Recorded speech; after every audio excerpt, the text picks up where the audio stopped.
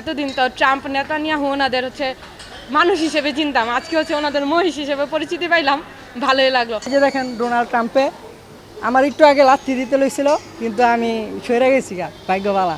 Donald ট্রাম্পে যা শুরু করছে দেশের ভিতরে, তো নেতানিয়াহু, হ্যাঁ ওরা দুজনেই দুষ্ট দেখছেন, এখন আবার গাছ খাইতেছে। তো আমরা ভাই গরু দেখতে আসছিলাম, কিন্তু আইয়া দিয়ে কি ডোনাল্ড ট্রাম্পে ঘুমাইতেছে।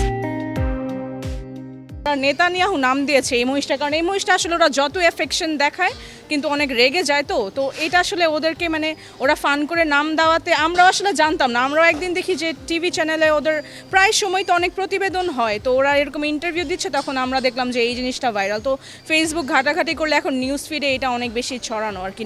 এবার মহিষটা অনেক বেশি ভাইরাল হয়েছে নারায়ণগঞ্জে, এই আর কি। It was just out of fun, যেটা নাকি আমার রাখালরা ওরা তো এরকম বুঝে না বুঝে দিয়েছে, বা জিনিসটা আসলে অনেক বেশি মানে এটা অনেক বেশি স্প্রেড হয়ে গিয়েছে। সো আমি অ্যাকচুয়ালি জানি না, আমরা ইউজুয়ালি মহিষ এগুলোকে কোনো নাম দেওয়াতে প্রমোট করি না। এগুলোর জন্য প্রচুর ফোন কলস আসছে, চলে যাবে এর মধ্যে ইনশাল্লাহ।